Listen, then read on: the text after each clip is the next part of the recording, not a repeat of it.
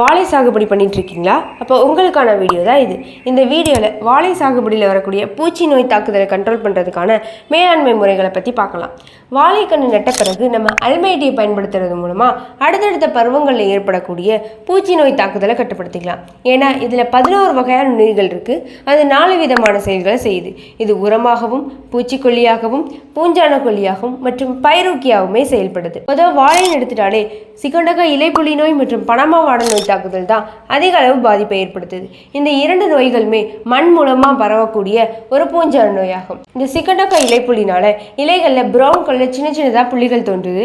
பின்னால் இந்த புள்ளிகள் எல்லாமே ஒன்றினது இலையே காஞ்சி போன மாதிரி மாறிடுது.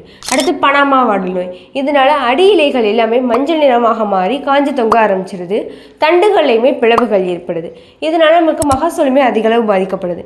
இதை கண்ட்ரோல் பண்ணுறதுக்கான நம்ம இந்த ஃபிடிலிட்டியை பயன்படுத்திக்கலாம்.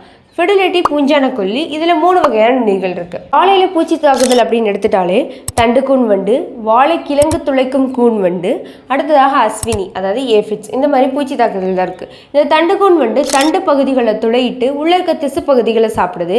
அதுலேருந்து கழிவுகளை வெளித்தள்ளிடுது. அந்த துளைகளில் இருந்து பிசின் போன்ற ஒரு திரவமே வெளிவருது. இதனால் அந்த பகுதி பார்க்கும்போதே அழுகி போன மாதிரி காணப்படுது. அடுத்ததாக வாழை கிழங்கு துளைக்கும் கூன் வண்டு அதாவது ரைசோம் வீவில். இதனுடைய புழுக்கள் என்ன பண்ணும் அப்படின்னு பார்த்தோம்னா கிழங்குகளில் துளையிட்டு உள்ள இருக்க திசு பகுதிகளை சாப்பிடுது. அதனால் அந்த கிழங்கு வெட்டி பார்க்கும்போது நம்ம கருப்பு கலரில் காணப்படுது. இதனால நம்மளுக்கு மரத்தில் இலைகள் எல்லாமே காஞ்சி தொங்க ஆரம்பிச்சிருது. அடுத்ததாக ஏஃபிட்ஸ் அதாவது அஸ்வினி. இது ஒரு வைரஸ் நோய் தாக்குதலை ஏற்படுத்துது. அதாவது பனானா பஞ்சிடாப் வைரஸ், வாழை நுனி குருத்து வைரஸ் நோய் தாக்குதலை ஏற்படுத்துது.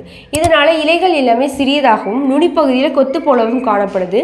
செடியோட வளர்ச்சி முழுமையாக பாதிக்கப்படுது. நமக்கே தெரியும் வைரஸ் நோய் கட்டுப்படுத்துறதுக்கான மருந்து கிடையவே கிடையாது.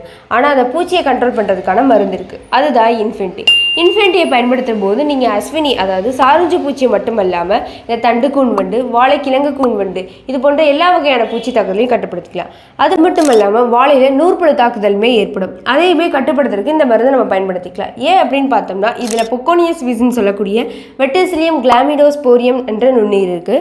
இது நூற்புழுவை கட்டுப்படுத்துறதுக்கான நுண்ணி. இதை பயன்படுத்தும் போது நமக்கு அனைத்து வகையான பூச்சி தாக்குதலையுமே கட்டுப்படுத்திக்கலாம். இந்த அல்மைட்டி, ஃபிடிலிட்டி, இன்ஃபினிட்டி 3 ப்ராடக்ட் பற்றின வீடியோ எல்லாமே இந்த சேனல் இருக்குது. டிஸ்கிரிப்ஷனில் லிங்க் வைக்கிறேன், போய் செக் பண்ணிக்கோங்க. மேலும் விவரங்களுக்கு ஸ்க்ரீனில் தெரியிற நம்பருக்கு காண்டாக்ட் பண்ணுங்கள். தேங்க்யூ.